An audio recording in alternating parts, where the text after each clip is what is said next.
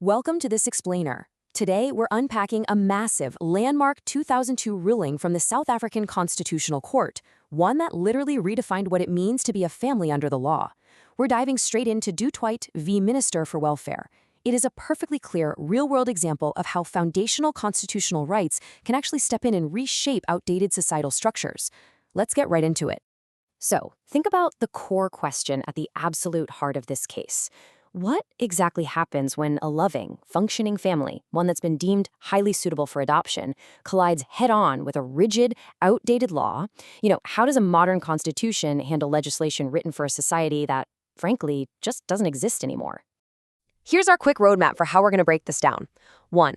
A family's legal wall.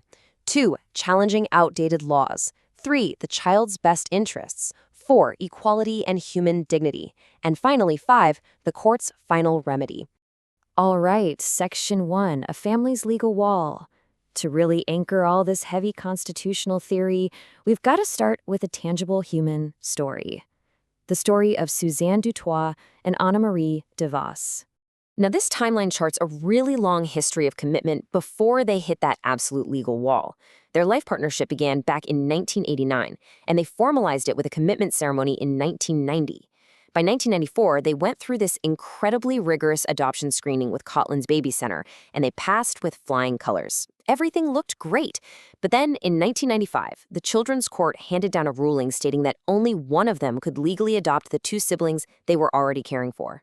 And this completely highlights the stark, almost bizarre contrast between their functional reality as parents and the super rigid text of the 1983 Child Care Act. In their daily life, they functioned entirely as a family, pooled finances, joint wills, shared child rearing, the whole shebang. But legally, Section 17 of the Act explicitly restricted joint adoption to a husband and wife. Nothing else. Moving on to Section 2, challenging outdated laws. Faced with a piece of legislation that only recognized heterosexual marriages, the couple brought an application to challenge the law itself. But before we dig into their specific arguments, it's really vital to note that the court appointed advocate P. Stones as a curator ad litem. Basically, this is a legal practitioner whose sole job is to ensure that the children's welfare is fully represented and protected during the proceedings. It's a crucial step to avoid any substantial injustice, not just to these two siblings, but to any other children who might be affected by the final ruling. So the constitutional battleground. The applicants argued that these old laws violated three very specific pillars of the South African Constitution.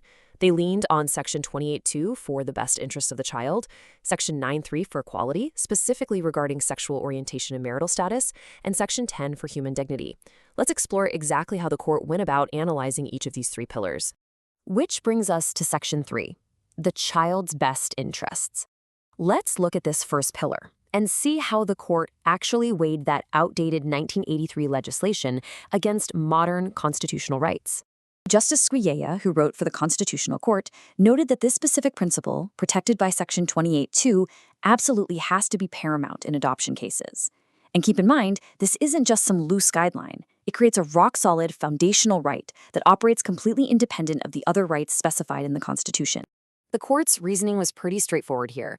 They argued that depriving children of a loving home simply because the prospective parents were in a same-sex partnership clearly violated the children's best interests. When you look at the social reality, the sheer vast number of parentless children in the country, excluding highly qualified, highly suitable partners from adopting jointly literally defeats the entire essence and social purpose of adoption, which of course is to provide stability, affection, and support. Now let's move on to Section 4, equality and human dignity. We'll see how this reasoning intersects directly with how the parents themselves were being treated by the legal system. Here's the catch. Because same-sex couples legally could not marry in South Africa at that time, the whole husband and wife requirement completely blocked them from the start. The court determined that their status as unmarried persons was, in their words, inextricably linked to their sexual orientation. Think about that for a second. They fulfilled every single adoptive criterion, but were excluded entirely by a law that simply refused to recognize their partnership. On top of that, erasing the primary caregiver's legal relationship to her own children just perpetuated this outdated myth of family homogeneity, and the court saw this as a clear violation of her fundamental dignity. You see, Suzanne actually spent the most time with the children during the week. She provided their primary emotional support, yet legally, she had zero say in simple, everyday matters. She couldn't sign a school indemnity form, she couldn't grant medical permission. The court emphatically found that failing to recognize her obvious value and worth as a parent was just deeply, deeply demeaning.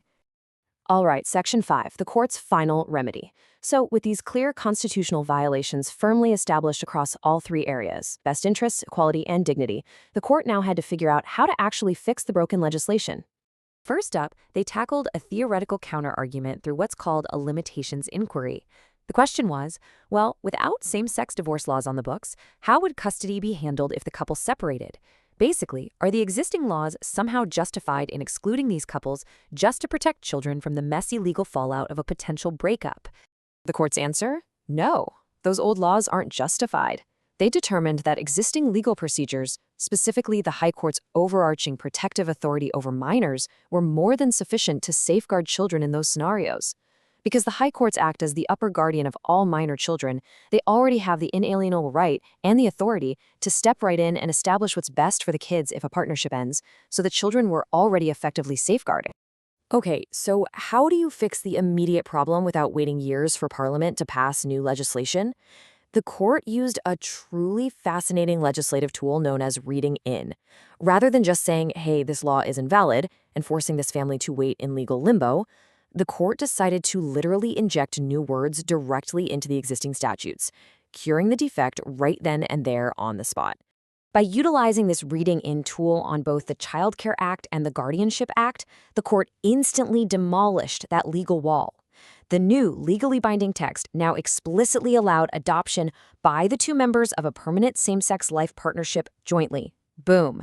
This instantly conferred equal parenting rights on both Suzanne and Anna Marie, and it officially paved the way for all permanent same-sex life partners who wanted to undertake joint guardianship. A major legal shift, for sure. As Justice Scalia so powerfully emphasized in the ruling, legal conceptions of the family absolutely must change as our social practices and traditions change. So, I'm going to leave you with this final thought to chew on. How must our legal definitions of family continuously evolve to reflect changing social realities? Thank you so much for joining me for this explainer, and keep questioning how our structures reflect the real world we live in.